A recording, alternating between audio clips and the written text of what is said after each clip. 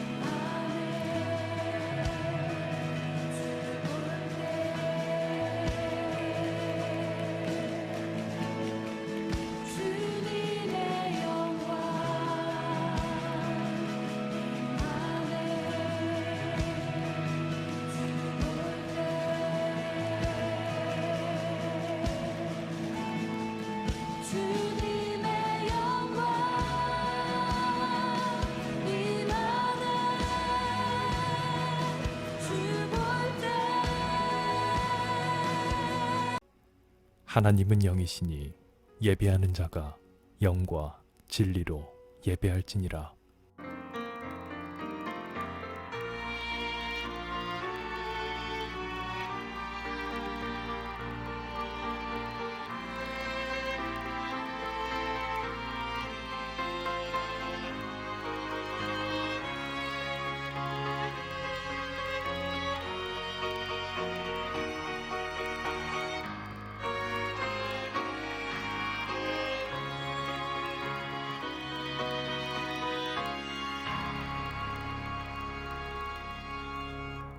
사도신경.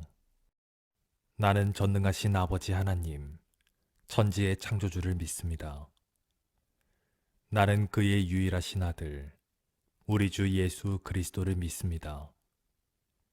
그는 성령으로 잉태되어 동정녀 마리아에게서 나시고 본디오 빌라도에게 고난을 받아 십자가에 못 박혀 죽으시고 장사된 지 사흘 만에 죽은 자 가운데서 다시 살아나셨으며 하늘에 오르시어 전능하신 아버지 하나님 우편에 앉아 계시다가 거기로부터 살아있는 자와 죽은 자를 심판하러 오십니다. 나는 성령을 믿으며 거룩한 공교회와 성도의 교제와 죄를 용서받는 것과 몸의 부활과 영생을 믿습니다. 아멘.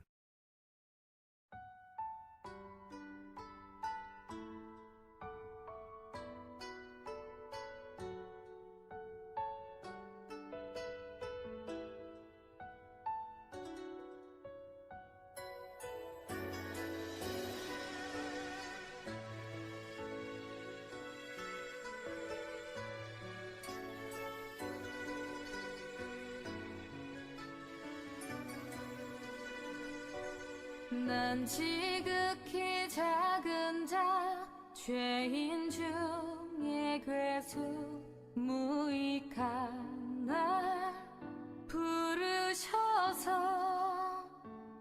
간절한 기대와 소망 부끄럽지 않게 십자가 정케 하셨네.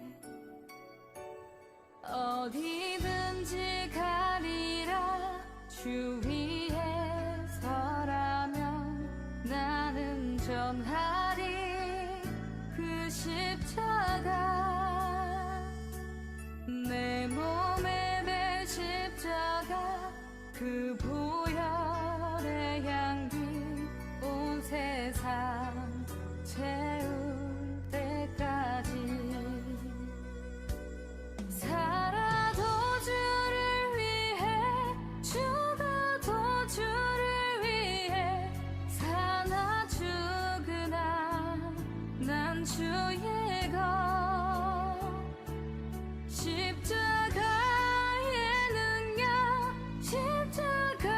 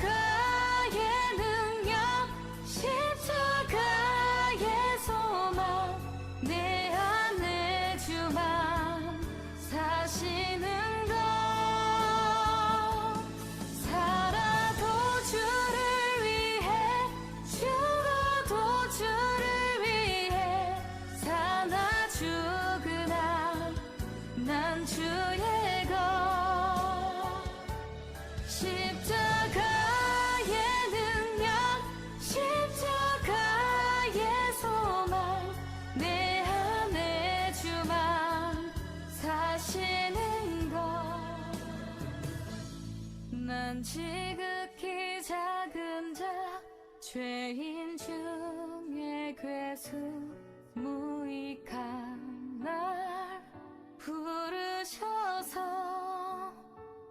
간절한 기대와 소망 부끄럽지 않게 십자가 정게 하셨네. 내 사랑 나의 십자가.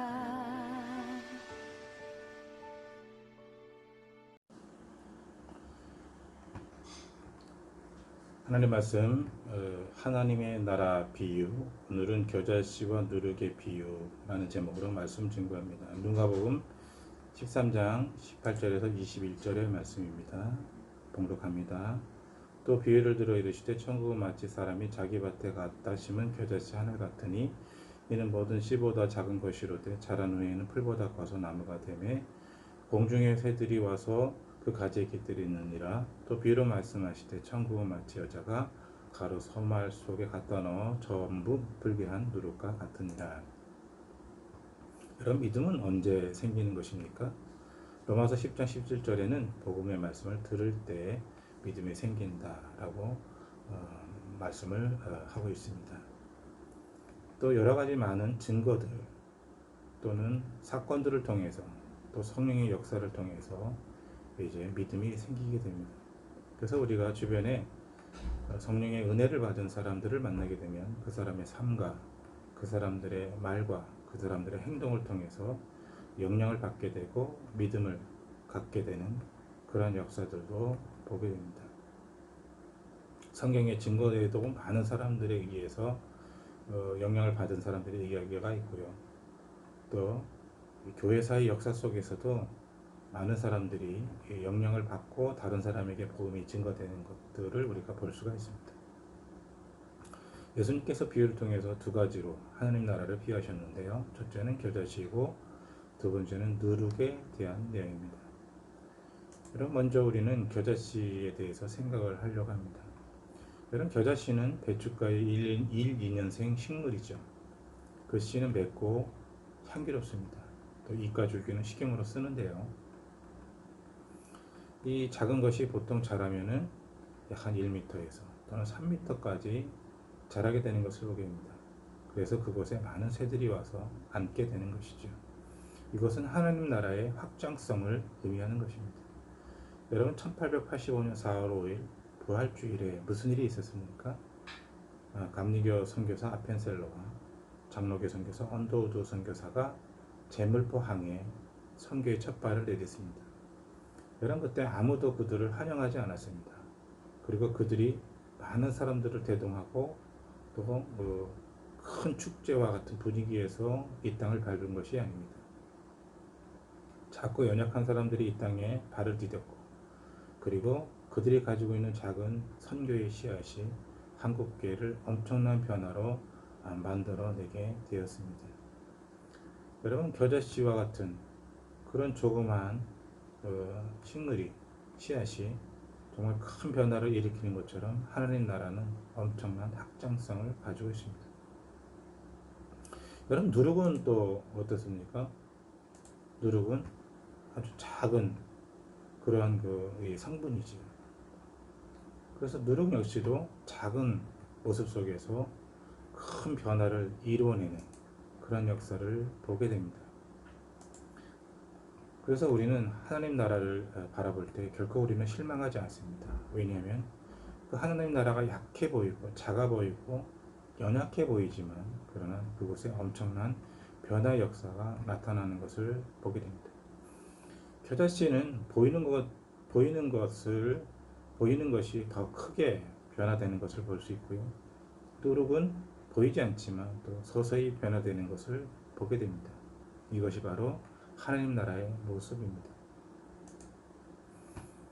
그런데 중요한 것은 무엇인가 하면은 이 두 가지의 특징이 있다는 것입니다. 둘 다 작습니다. 연약합니다. 그러나 그 두 가지의 특징은 무엇인가 하면은 바로 희생이라는 것을 전제하고 있다는 것입니다.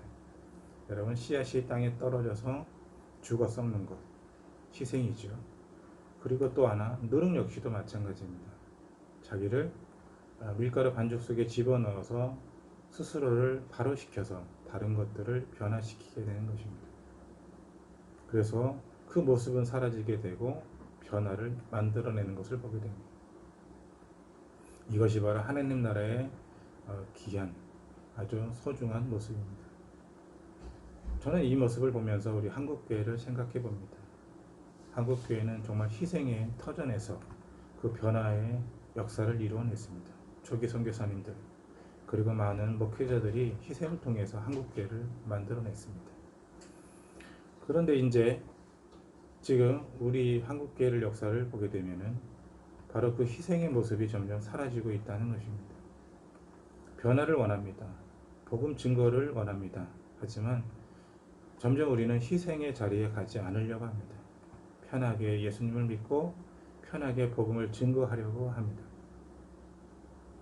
현재 전 세계 많은 선교사들이 복음을 증거하고 있습니다. 제가 살고 있는 베트남도 마찬가지입니다. 그런데 들려오는 소식은 한국 교회가 이제는 희생하려고 하지 않습니다. 복음을 증거하는 전 세계 많은 선교사들을 외면하고 있습니다. 한국 교회가 어려운 것도 이해할 수 있지만 그러나 이제는 희생하지 않겠다는 것입니다. 더 많은 것으로 희생을 강요당하고 싶지 않다는 것입니다. 그래서 복음이 끊어지고 또 전 세계에 있는 많은 선교사들이 어려움을 겪게 됩니다. 하지만 중요한 것은 무엇인가 하면은 그런 가운데서도 정말 힘들고 어려운 가운데서도 선교를 후원해주고 기도해주는 많은 분들이 있다는 것입니다.